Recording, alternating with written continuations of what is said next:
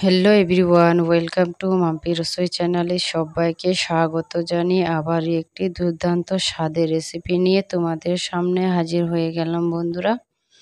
এখানে আমি বিস্কুটের হালুয়া বানাবো নতুন এবং ইউনিক পদ্ধতিতে। একবার বাড়িতে ট্রাই করে দেখবেন, একবার যদি খান এই রেসিপিটি বারবার খেতে ইচ্ছে করবে। অনেক মজার একটি রেসিপি। চলো কি পদ্ধতিতে এই রেসিপিটি আমি তৈরি করি। এখানে আমি 4 প্যাকেট পার্লে-জি বিস্কুট নিয়েছি বন্ধুরা। তোমরা চাইলে 3 প্যাকেট 2 প্যাকেটও নিতে পারো, কিন্তু ক্রিমওয়ালা বিস্কুট নেবেন না। এখানে কিছু ড্রাই ফ্রুট নিয়েছি বন্ধুরা। গ্যাসে একটা ফ্রাই প্যান বসিয়ে দিয়েছি। ফ্রাই প্যান বসিয়ে আমি 3 চামচের মতো ঘি দিয়েছি। ঘিটাকে ভালোভাবে গরম করে এখন আমি ড্রাই ফ্রুটগুলো 1 মিনিটের মতো ভেজে নেব। বেশিক্ষণ ভাজতে যাবেন না, না হলে পুড়ে যেতে পারে।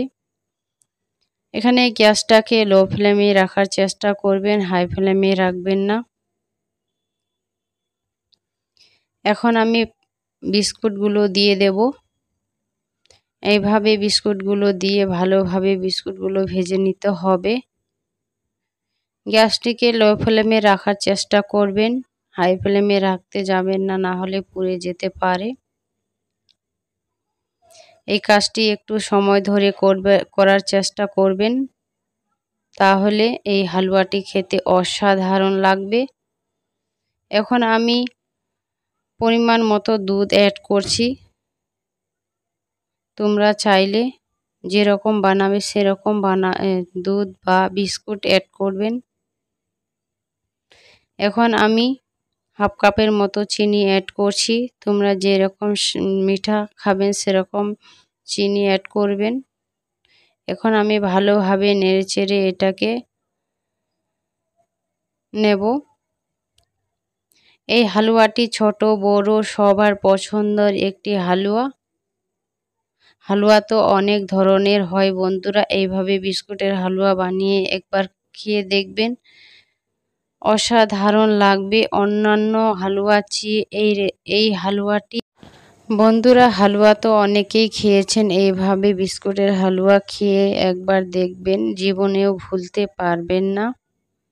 এখানে আমি ড্রাই ফ্রুটগুলো দিয়ে দিয়েছি। আরও কিছুক্ষণ এটাকে ভেজে নেব।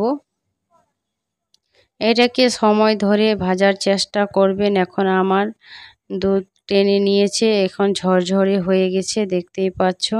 কালারটাও চেঞ্জ হয়ে যাচ্ছে। যত ভাজবেন তত কালারটি চেঞ্জ হবে আর অসাধারণ লাগবে।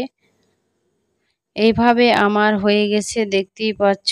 অনেক মজার দেখতে, যতটা সুন্দর খেতে অসাধারণ হয়েছিল বন্ধুরা। বিশ্বাস না হলে একবার বাড়িতে ট্রাই করে দেখবেন। বন্ধুরা, তোমাদেরকে যদি আমার এই রেসিপিটি ভালো লাগে তাহলে সাবস্ক্রাইব করে রাখতে ভুলবেন না।